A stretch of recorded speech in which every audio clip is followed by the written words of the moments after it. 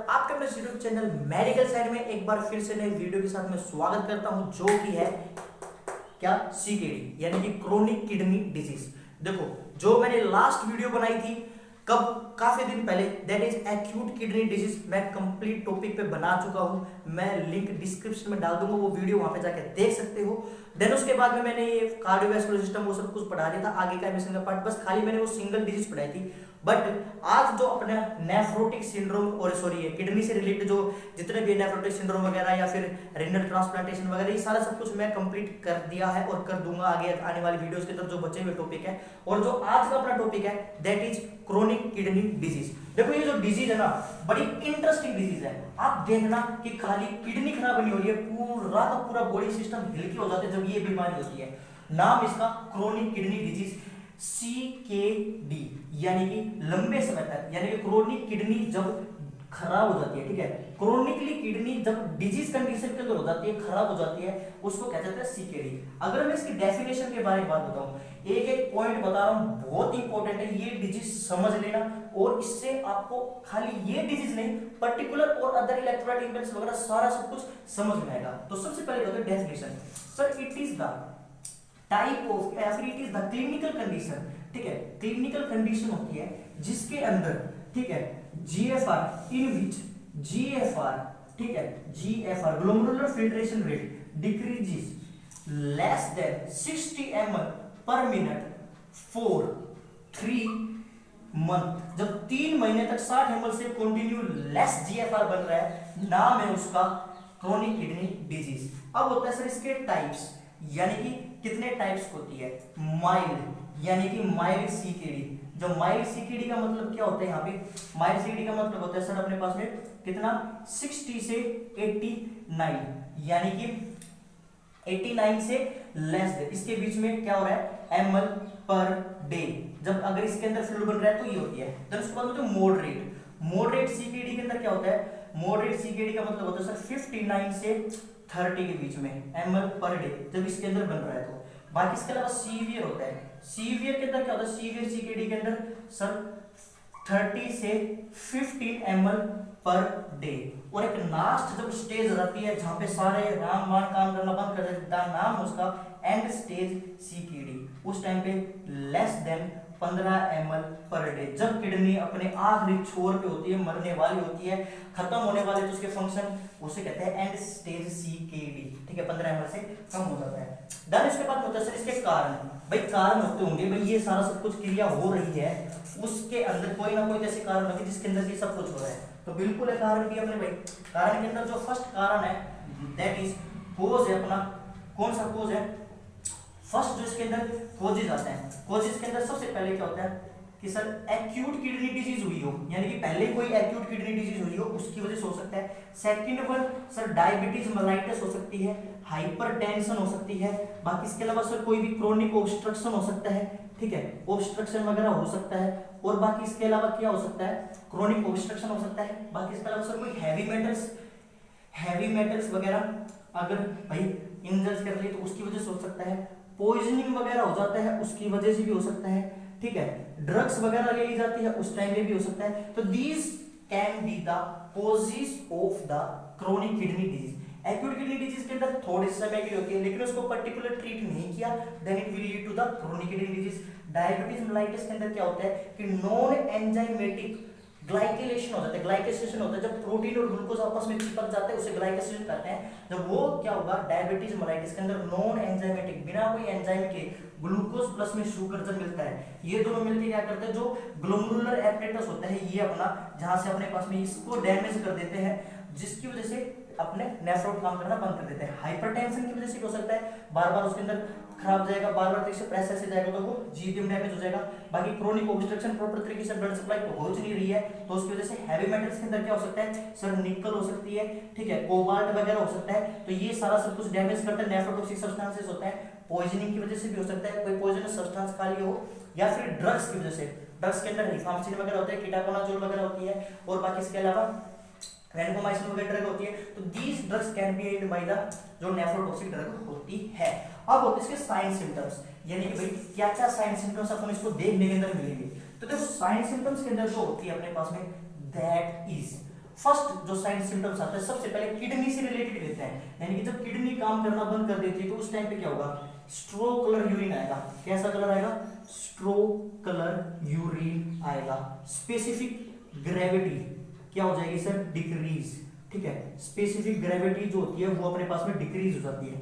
ठीक है, अब उसके बाद में सेकंड नंबर पे एक सिस्टम आता है, दैट इज कार्डियोवैस्कुलर सिस्टम। एक सिस्टम समझते जाना, बहुत आसान है। देखो इसके अंदर क्या होता है कि जीएफआर डिक्रीज हो जाएगा, जीएफआर डिक्रीज हो जाएगा तो सर सिस्टमेटिक ओवरलोड होगा। ठीक है, यानी कि भाई जब टॉयलेट यूरिन फॉर्मेशन हो ही नहीं रहा है तो भाई वो तो अंदर बॉडी के अंदर एक्यूमुलेट हो जाएगा, हाइपर वॉल्यूमिक स्टेट होती जाएगी, फ्लूइड की मात्रा बॉडी के अंदर बढ़ती हुई जाएगी, दिल को ज्यादा काम करना पड़ेगा, कार्डियक सिस्टमेटिक कंजेशन होगा। उससे पहले अपन क्या करते हैं, जीएफआर डिक्रीज होते हैं सर, कार्डियक ओवरलोड हो जाएगा। ठीक है, कार्डियक ओवरलोड हो जाएगा, हाइपरटेंशन होगी। ठीक है, जिसकी वजह से कार्डियक ओवरलोड हो जाएगा। कार्डियक ओवरलोड की वजह से क्या होगा कि सर पीछे की तरफ क्या होगा, प्लूरल इफ्यूजन होता जाएगा, सिस्टेमेटिक कंजेशन होता जाएगा। ठीक है, सिस्टेमेटिक कंजेशन होता जाएगा और बाकी इसके अलावा सर एडिमा वगैरह के चांसेस बढ़ जाएंगे और प्लूरल इफ्यूजन हो जाएगा, पेरिकार्डियल इफ्यूजन हो जाएगा, जिसकी वजह से कार्डियक टेम्पोनेट हो जाएगा, डायस्टोल नहीं कर पाएगा और लास्टली और फाइनली हार्ट काम करना बंद कर देगा। देन उसके बाद होता है सर पल्मोनरी सिस्टम्स के अंदर क्या सिस्टम पाया जाएगा। देखो वही बात है, अभी अगर कार्डियक जीएफआर डिक्रीज हो रहा है, ठीक है, जीएफआर डिक्रीज हो रहा है तो वही कार्डियक ओवरलोड पड़ेगा। ठीक है, कार्डियक ओवरलोड करेगा और कार्डियक ओवरलोड होगा तो जिसकी वजह से क्या होगा, देखो पीछे जो लंग्स के द्वारा सॉरी ब्लड लेके आ रहा है, किसके द्वारा, पल्मोनरी वेन के द्वारा लेफ्ट ओरिकल के अंदर, वो वहां पे कंजेशन होती जाएगी, वहां से उसकी वजह से सर क्रैकल साउंड आने लग जाएगी। ठीक है, पल्मोनरी कंजेशन होने लग जाएगी। तो these sign symptoms can be occur और प्रॉपर तरीके से डिफ्यूजन वेंटिलेशन खराब हो जाएगा। ठीक है, डिफ्यूजन वेंटिलेशन खराब हो जाएगा और क्या हो सकता है सर, प्रोक्सिमल नोक्चुरल डायरोसिस ये भी होने लग जाएगा और बाकी इसके अलावा और साइन सिम्पटम्स होते रहेंगे, shortness of the breathing, restlessness, crackles, pink sputum आने लग जाएगा, तो डिस्टेंडेड नेक वेन्स पाए जाएंगे। तो these can be the sign symptoms can be occur. फिर होती है पल्मोनरी के बाद में थर्ड वन व्हिच इज, क्या होती है सर, जीआईटी नहीं, जीआईटी पहले होता है हिमेटोलॉजी। हिमेटोलॉजी कैसे काम खराब करेगी, देखो हिमेटोलॉजी क्यों खराब होगी, क्योंकि जो किडनी का फंक्शन होता है एरिथ्रोपोइटिन बनाने का होता है। अब वो एरिथ्रोपोइटिन तो बनेगा क्यों नहीं, क्योंकि किडनी ने काम करना बंद कर दिया है, तो जिसकी वजह से एनीमिया हो जाएगा, आरबीसी की फॉर्मेशन नहीं हो पाएगी, ल्यूकोपीनिया हो जाएगा। ठीक है, ल्यूकोपीनिया हो जाएगा, एनीमिया हो जाएगा और बाकी पेशेंट को अंदर क्या हो जाएगा सर, प्लेटलेट्स वगैरह सारे सब कुछ एक साथ में कम होंगे, जिसकी वजह से एरिथ्रोपोइटिन वगैरह नहीं बनेगा, प्रॉपर तरीके से हेमेटोलॉजिकल खराब हो जाएगा, पेशेंट का इम्यून सिस्टम डिक्रीज हो जाएगा, इन्फेक्शन के चांसेस बढ़ जाएंगे,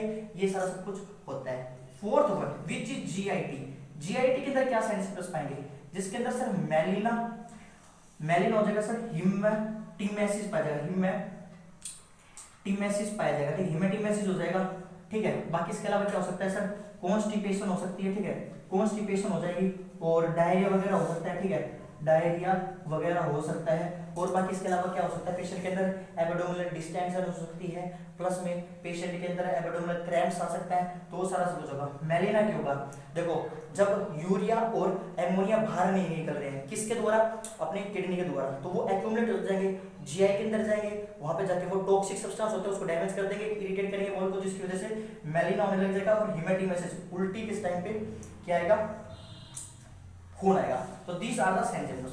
पांचवें नंबर पे होता है दैट इज जीआईटी हो गया, हिमेटोलॉजी हो गया, इंट्यूबोमेट्री। देखो इसको मैं ऊपर ही लिख देता हूं। ठीक है, ये आप लिखते जाओ, समझते जाओ, ये कितनी खतरनाक डिजीज है कि इसके अंदर ऐसा कोई सिस्टम नहीं छूटता कि भाई जो इन्वॉल्वमेंट नहीं हो। ठीक है, देन उसके बाद में सिक्स्थ जो इसके अंदर पाया जाता है दैट इज इंट्यूबोमेट्री, यानी कि इंट्यूबोमेट्री के अंदर कैसे साइन सिम्पटम्स पाए जाते हैं। तो इंट्यूबोमेट्री के अंदर सबसे पहले जो साइन सिम्पटम्स पाया जाएगा दैट इज सर इचिंग होने लग जाएगी। ठीक है, इचिंग होने लग जाएगी, हाइव्स बनने लग जाएंगे। ठीक है, इकोमाइसिस होने लग सकता है, इकोसिस हो सकता है, परपुरा हो सकता है। ठीक है, परपुरा हो सकता है और पिटाचे वगैरह हो सकती है। तो these are the sign symptoms can be occur, hives वगैरह होती है, इचिंग वगैरह होती है। बाकी इसके अलावा सर सेंसेशन खराब होने लग जाती है, किसकी, अपने हैंड्स की, लिप्स की, और बाकी इसके अलावा प्रूराइटिस वगैरह होता है। ठीक है, प्रूराइटिस वगैरह हो जाता है क्योंकि एमोनिया और यूरिया से डिपोजिशन होती है। देन सातवें नंबर पर होता है सर सीएनएस। अब देखो सीएनएस कैसे खराब होगा, देखो एमोनिया और जो यूरिया है वो क्रॉस करेंगे मेम्ब्रेन को, बीबीआर को, और जाएंगे ब्रेन के अंदर, ब्रेन की इंसेफेलोपैथी करवा सकते हैं। ठीक है, ब्रेन की इंसेफेलोपैथी हो सकती है और बाकी इसके अलावा क्या होता है, अच्छा, इंसेफेलोपैथी का मतलब होता है कि भाई ब्रेन की हो रही है, क्योंकि इंसेफेलो के नाम से ही ब्रेन का मतलब पता चल जाता है। बाकी इसके अलावा सर एलओसी हो सकती है, खराब लॉस ऑफ कॉन्शियसनेस हो सकती है, मेंटल रिटार्डेशन हो सकता है, आईक्यू इंपेयरमेंट हो सकता है, डिग्रीज हो सकता है। बाकी इसके अलावा सर इसके अंदर एस्टेरिक्सिस होती है, ठीक है, एस्टेरिक्सिस के अंदर होती है, और फ्लैपिंग ट्रिमर्स होता है, ठीक है, फ्लैपिंग ट्रिमर्स पाए जाते हैं, यानी कि पेशेंट के अंदर क्या हो जाता है, कंपन कंपन हो ही रहती है, फ्लैपिंग ट्रिमर्स पाए जाते हैं, बस ऐसे ऐसे हाथ हिलता रहेगा। प्लस में इसके अलावा एस्टेरिक्सिस हो जाती है, किसके अंदर एमोनिया का और यूरिया का डिपोजिशन हो जाता है, फ्लैपिंग ट्रिमर्स पाए जाएंगे।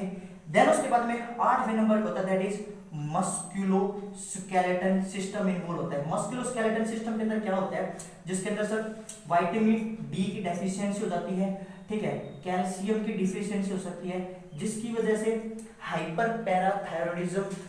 पैराथायरॉइड ग्लैंड काम करेगा, जिसकी वजह से जो रिजोर्ब्स होने लग जाएगा, हड्डी होगा, ओस्टियोपोरोसिस होने लग जाएगी, ठीक है, ओस्टियोपोरोसिस होने लग जाएगी, फ्रेजाइल बोन होने लग जाएंगी, ठीक है, फ्रेजाइल बोन होने लग जाएंगी, और बाकी इसके अलावा क्या होगा, हड्डियां कमजोर हो जाएगी, प्रोन टू फ्रैक्चर हो जाएगा, पेशेंट कभी भी फ्रैक्चर हो सकता है। आखिरी का जो इसके अंदर सिस्टम इन्वॉल्व होता है, ठीक है, आखिरी का जो सिस्टम इन्वॉल्व होता है दैट इज, एक एक जो मैंने बातें बताई उसको लिखते जाना, क्वेश्चंस आते हैं, ठीक है। आखिरी का जो सिस्टम होता है that is sir electrolyte imbalance हो जाता है, ठीक है, इलेक्ट्रोलाइट इंबैलेंस हो जाता है इसके अंदर। अब देखिए इलेक्ट्रोलाइट इंबैलेंस को कैसे बताते हैं, देखो इसके अंदर सबसे पहले हाइपरकैलेमिया लिखना, ठीक है, हाइपरकैलेमिया होगा, हाइपरफॉस्फेटीमिया होगा, ठीक है, हाइपरफॉस्फेटीमिया होगा, और बाकी इसके अलावा सर हाइपोकैल्सीमिया हो जाएगा, ठीक है, हाइपोकैल्सीमिया हो जाएगा, और हाइपो क्या हो जाएगा सर नेट्रीमिया हो जाएगा, और इसके अलावा हाइपर मैग्नीसीमिया हो जाएगा। अब देखो आप ये सोचोगे यार ये सारा सब कुछ देखो यही है, जिस बंदे ने ये पूरी डिजीज पढ़ ली ना, सीकेडी और एकेडी, एक्यूट किडनी डिजीज और क्रोनिक किडनी डिजीज, इसके साथ में कॉम्प्लिकेशन उसका मैनेजमेंट, आप ये समझ लेना कि फंडामेंटल के अंदर सॉरी एमएसएन के अंदर आपका बहुत इंपॉर्टेंट टॉपिक क्लियर हो चुका है, बहुत जगह क्वेश्चंस पूछते हैं। तो हाइपर के लेवल में पोटेशियम का लेवल बढ़ जाएगा, हाइपरफॉस्फेट के अंदर फॉस्फेट का लेवल बढ़ जाएगा, कैल्शियम का लेवल डिक्रीज हो जाएगा, हाइपोनेट्रेमिया के अंदर क्या होगा डिक्रीज हो जाएगा सोडियम का लेवल, और हाइपर मैग्नीशियम पाया जा सकता है। बाकी इसके अलावा डायग्नोस्टिक इवैल्यूएशन, यानी इसके डायग्नोस्टिक इवैल्यूएशन क्या क्या मेड कर सकते हैं, तो डायग्नोस्टिक के अंदर सबसे पहले सर फिजिकल एग्जामिनेशन और हिस्ट्री कलेक्शन तो करते ही करते हैं, सभी को पता है। बाकी इसके अलावा सर सीबीसी की जा सकती है, केआरएफटी की जा सकती है, बाकी इसके अलावा एलएफटी की जा सकती है, बाकी यूएसजी की जा सकती है, ये सारा सब कुछ कर सकते हैं। मैनेजमेंट के अंदर इसके अंदर क्या जाता है, सारा जो मैनेजमेंट होता है वो सारा सिम्प्टोमेटिक मैनेजमेंट इसके अंदर किया जाता है। कैसे, देखो अगर किसी पेशेंट के अंदर सर हाइपरटेंशन हो रही है तो डायरेटिक्स दे दी जाएगी, ठीक है, डायरेटिक्स दी जाएगी, और बाकी इसके अलावा सर कोर्टिकोस्टेरॉइड्स दिए जाते हैं, ठीक है, कोर्टिकोस्टेरॉइड्स दिए जा सकते हैं। बाकी इसके अलावा कोर्टिकोस्टेरॉइड के अंदर बेक्लामिथासोन, हाइड्रोकोर्टिसोन वगैरह ये सारा सब कुछ दिया जा सकता है। बाकी इसके अलावा और क्या दे सकते हैं, एंटीबायोटिक वगैरह इन्फेक्शन वगैरह हो रहा है तो, और बाकी इसके अलावा अगर कार्डिक से रिलेटेड सिस्टम है तो कार्डिक का मैनेजमेंट दिया जाएगा, अगर पल्मोनरी के सिस्टम से तो पल्मोनरी, सीएनएस है तो सीएनएस के अंदर, तो ये सारा सब सिम्टम्स इसके अकॉर्डिंग टू द सिम्टम्स के ऊपर डिपेंड करता है। देन इसके बाद में इसका नर्सिंग इंटरवेंशन है, नर्सिंग इंटरवेंशन के अंदर पेशेंट को कंफर्टेबल पोजीशन दी जाती है, रिसीव किया जाता है, मॉनिटर किया जाता है, यूरिन आउटपुट को मॉनिटर किया जाता है, वेट गेन को मॉनिटर किया जाता है, और प्लस में बीपी को मॉनिटर किया जाता है, पेन को मॉनिटर किया जाता है, तो और बाकी जो सिम्टम्स इसके अंदर होते हैं उन सबको मॉनिटर किया जाता है। तो this is all about the किसके बारे में, chronic kidney disease. I hope आपने ये वीडियो यहाँ तक देखी होगी और आपको समझ में आई होगी। अगर आपको समझ में आई तो एक लाइक जरूर करके जाना, और चैनल पे नहीं तो सब्सक्राइब करके जाना, चैनल आपका ही है, और मेरे इंस्टा पे आप फॉलो कर सकते हैं, वहाँ पे मैं क्वेश्चंस डालता रहता हूँ। बाकी मैं जो नेक्स्ट वीडियो लाऊंगा उसके अंदर मैं इसके कॉम्प्लिकेशन और इसका मैनेजमेंट बताऊंगा। तो मिलते हैं अपने नेक्स्ट वीडियो के अंदर। टिल देन सभी भाइयों को नमस्कार।